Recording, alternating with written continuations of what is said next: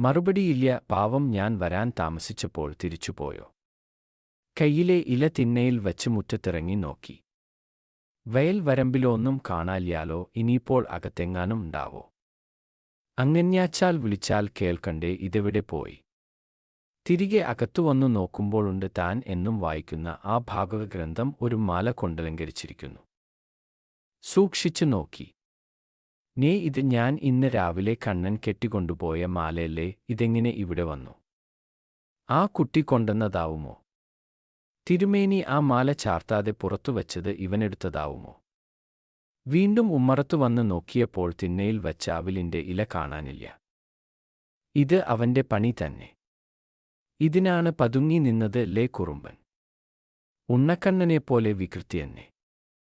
അന്നു മുഴുവൻ അതാലോചിച്ച് അമ്മൂമ്മ ആനന്ദത്തിൽ ഇരുന്നു. രാത്രി ഉറങ്ങിയപ്പോൾ അമ്മൂമ്മ സ്വപ്നത്തിൽ കണ്ടു ഉണ്ണിക്കണ്ണൻ താൻ കൊടുത്ത മാല കഴുത്തിലണിഞ്ഞ് താൻ കൊടുത്ത അവിൽക്കൂട്ട് ആസ്വദിച്ചു കഴിക്കുന്നു.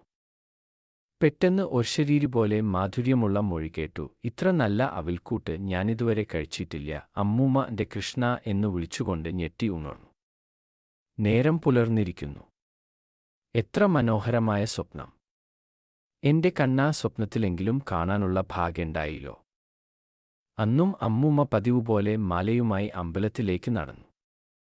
വഴിയിലെങ്ങാനും ഇന്നലെ വന്ന ആ ബാലൻ നിൽപ്പുണ്ടോ എന്നു നോക്കി. എവിടെയും കണ്ടില്ല. ക്ഷേത്രത്തിലെത്തിയപ്പോൾ പതിവില്ലാതെ എല്ലാവരും ശാന്തിക്കാരന്റെ ചുറ്റും നിൽക്കുന്നു. ഇതെന്താപ്പോ കഥ? അമ്മൂമ്മയെ കണ്ടതും ശാന്തിക്കാരൻ പറഞ്ഞു.